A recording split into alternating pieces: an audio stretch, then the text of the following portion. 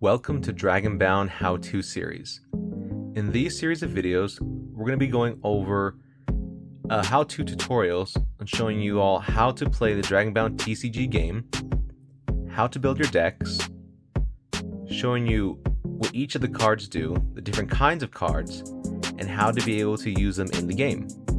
So in this first part, before we start building a deck, we are going to go over the different parts of each of the different cards that come in the game. To start off with, we'll take a look at the dragon cards that you use to be able to fight and play the game. So here's our example card, Oberon the Soul Dragon. These will be your normal dragon cards that you'll use to be able to play the game and fight with your opponents. So we're going to break it down into the parts to be able to identify when you play the game and how each of the abilities affect each match. So, first off, every dragon card will have a name and title. This is to help identify which cards that the cards are talking about in their text box down below. As well, each card has a core symbol. Every dragon has a unique one, so they're each different, and they also have a play feature in the game as well. Every card will have an element symbol to identify what element dragon that you're playing in the game. There are 12 elements in total. There is fire, water, earth, storm, ice, forest, and metal, dark and light, cosmic and arcane, as well as wind.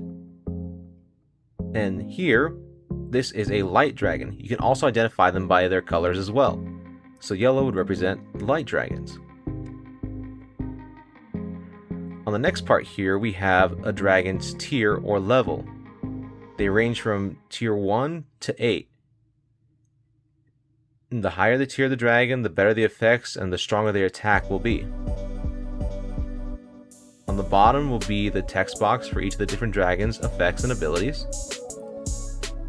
And on the top part of the text box, we will find the classification and species of dragons. Every dragon will be different. So in this case, Oberon here, his species is dragon. There are other species as well, such as wyverns, drakes, fays, hydras, and so on. And on Oberon's card, it only has a species. Some dragons will have just the species labeled, but they'll have both a species and a class. Some of the classes in the game will include elemental dragons, true scale dragons, spirit dragons, divine dragons, and more. And now we come to the bottom, we have the attack power indicator, showing how strong the dragon is. And every dragon has different effects to be able to change this in the outcome of the game. And next to it, we have an ability symbol. Each dragon will have their own symbols to indicate what kind of effect card it is. For example, this one is a core symbol, and core symbols usually mean that these dragons' abilities are unique to themselves. Other dragon symbols will have different abilities that can correspond with their effects. It's more of an identification marker to tell you what kind of cards these are. And then lastly, we have here is our rarity identification. All dragon cards have them. There are 3 different spots. Here next to the name, next to the tier, and next to the effect symbols. They range from bronze, which is common, silver, which is uncommon, gold would be rare, and for legendary rare cards, the border around here will be in all gold. Normal rarity cards will just have the black border. There's also a much higher rarity as well, which is called platinum rare. Those cards will have a bluish white border that's around, and their rarity identifiers will be different colors.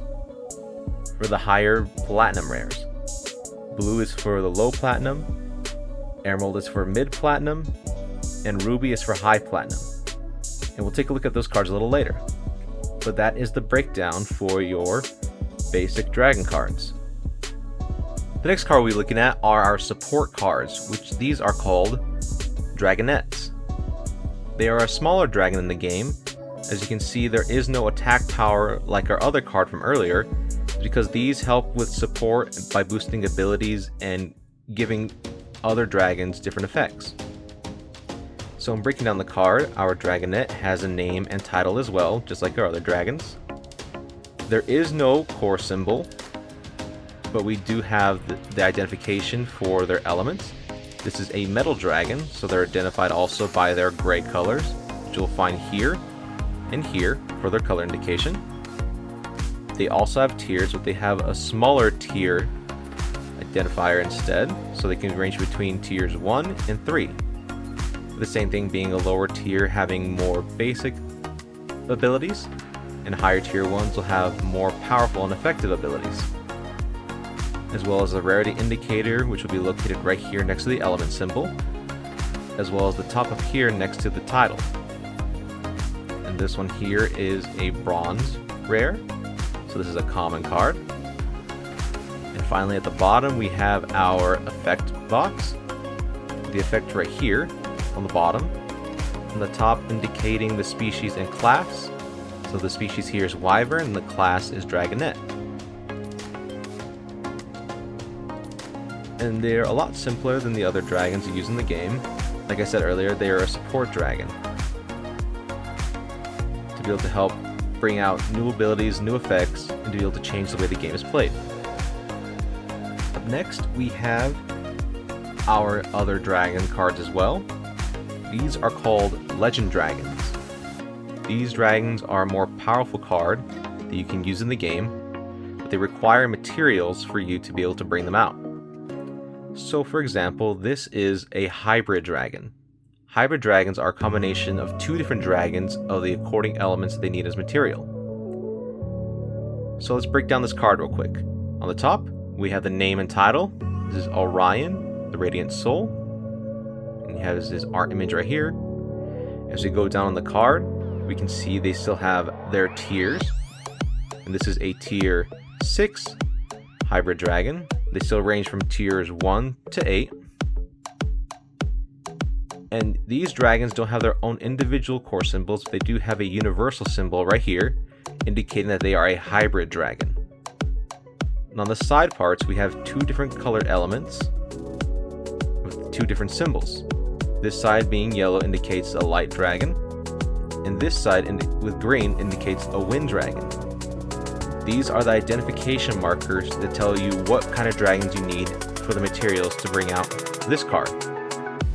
And this card also counts as a double elemental dragon, so it gains the boosts and abilities of wind and light dragon effects. As we go down, we have their attack power right here, 2700, as well as the rarity indicator right here, as well as the top two corners. This one being gold, making this a rare, as well as their effect symbol down here.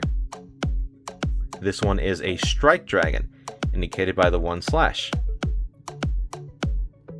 as well as their text box as well. Same thing, a species and class, a dragon elemental, and their text effect here filling the box. And these are the dragons that you will use as like your big boss monsters when you play the game. They are in a separate deck, but we'll go over that later as we learn how to build and play the different decks in the game. Another one of our legend dragons are these ones right here. These are called Transcended Dragons. So they also have a different border compared to our original dragon, our Dragonette, and our hybrid dragon. Transcended Dragons are another kind of legendary dragon that is also another kind of boss monster or your boss dragon for your deck. So let's break it down real quick. The top still, name and title. This is Marin Rai, the Raging Tempest. On the bottom he has his element indicator, which makes him a wind dragon. The picture box. As we come down, we can see that he also has tiers 1 through 8. Him being a tier 7, which makes him a very high tier dragon, very powerful. As well in the middle, he has his individual core symbol, Now this will be a play factor for this kind of dragon card. As we go down, we can see he has his effect box. Same thing, species and class. The class being a transcended dragon, his species being a dragon, as well as his effects.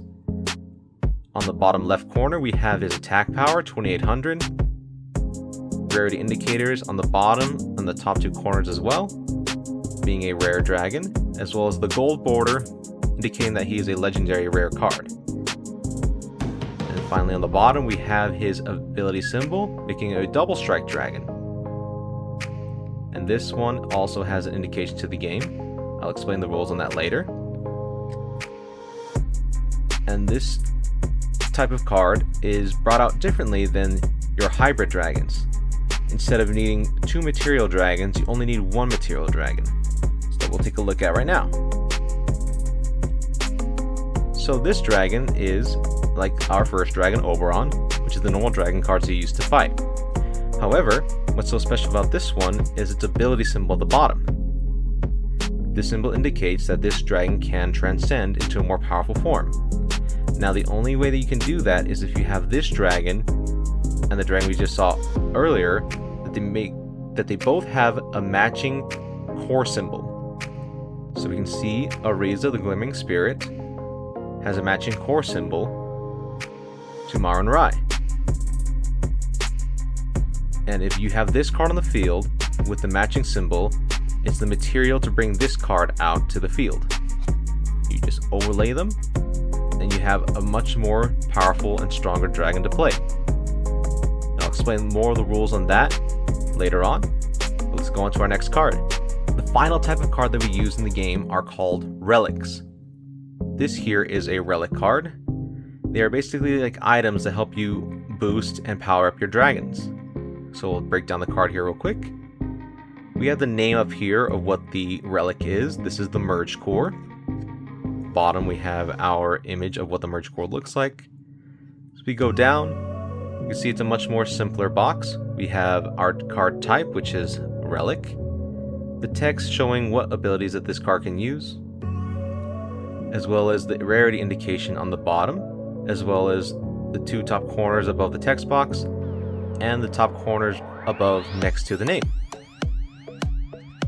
It's a much more simpler card because these are just used as the support. But each card is different. Every relic has different abilities that can affect different element dragons or different species of dragons. This one, for instance, though, is the merge core, and this is the card that will allow you to be able to bring out your hybrid dragons.